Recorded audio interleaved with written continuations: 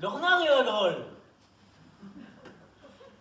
Dresse à côté des champs de citrouilles, à la main d'un champ courant, un jour, on venait s'appeler une grolle qui était dans un bec de côte bien. On aurait dit d'open ménage. Mais un renard qui se trouvait dans le bas avait vu qu'on était de fromage. Vous voyez sans doute plus clair que moi. Il se dit, zut, je ferais bien une affaire. Depuis hier, qu'est tout que j'ai mangé? Mais pour la voir, comment vais-je y faire? Il s'est fait trop bas pour l'attraper.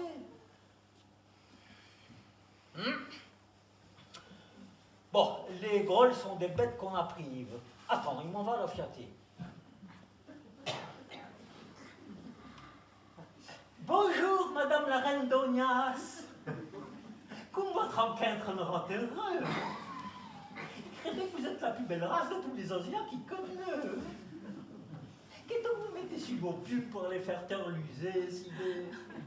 On dirait que le soleil s'allume dedans. Elles sont comme un vrai miroir. Bon, et pas autre chose. Et j'aimerais bien savoir si vous chantez en proportion.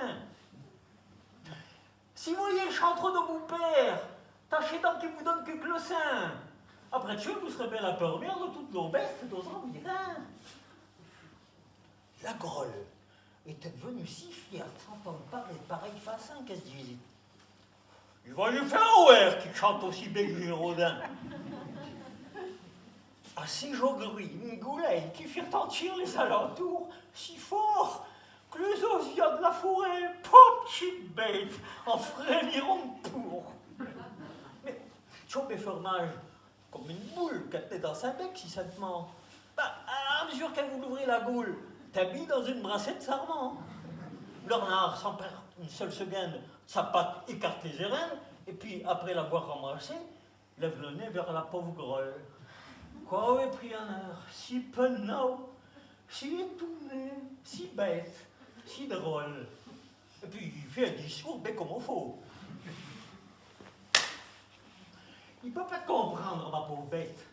J'ai eu des nerfs tout sec. Il faut que tu aies rien dans la tête pour chanter quand t'as te colle en bec.